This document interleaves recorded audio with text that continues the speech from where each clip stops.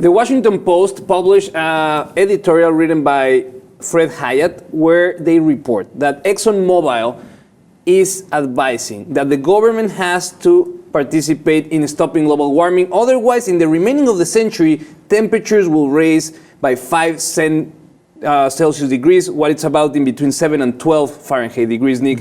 And this is very important because we see that ExxonMobil, a company that back in the 70s and 80s, their own scientists accepted that climate change was real and that was man-made, and that triggered a campaign of misinformation by the company to hide this fact. Now we know that they publicly went to the Washington Post and presented their fact findings, and they now know that 5 Celsius degrees, the same thing that we're trying to avoid in the COP21 talks, they are accepting it, in contrast of what's going on today with the Republican Party, that we still see a party so invested in denying the existence of a global catastrophe. Okay. Do you think companies, oil companies, for example, like Exxon coming out, is going to make any change, get through the thick skulls of climate change deniers here in the U.S.? I mean, look, half of this country doesn't believe that climate change is responsible because of human activity. They think it's just the Earth is going through its natural change. Which is partly true, but we have to make sure that we get it through their thick skulls that there is some human fault here as well. Look, if you take every major country in the world who is leading the world, who's an influential nation, we are the only one who has a right that does not believe in climate change. Every country has their lefts, their right, but we're the only ones who do not believe climate change is true on the right, and that is just ridiculous. And it's exactly Fred Hyatt's point, that this shows how off the Republican Party is. But let's ask some questions. Why is the Republican Party so stubborn about this? But I think that there's an element to it that, first, they see science and scientists as a group of people that belongs more to the left, to the progressive left, because of the nature of science.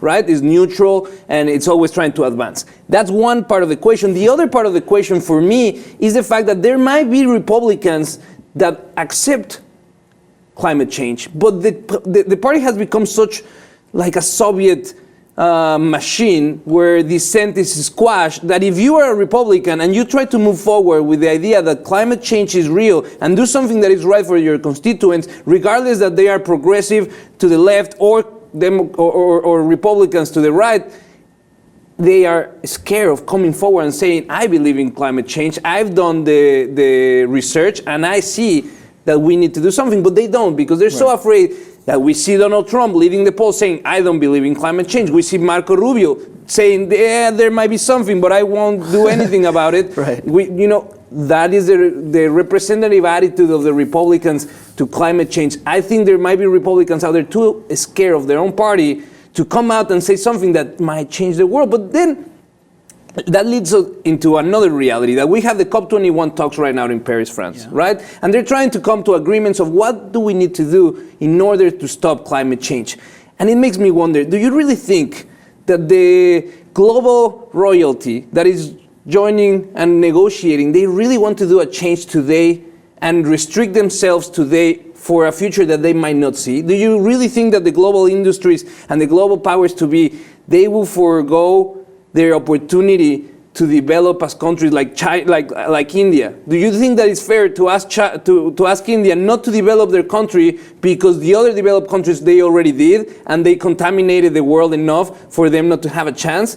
And now we have the other side of it, the cheating. Any agreement that they might come, they can cheat. We just learned that China actually reported 17% less emission than they actually had. So we see that even if you're Republican and you deny the existence of it, even if you accept climate change, you go to these talks, is there going to be a change or is it just going to be paper?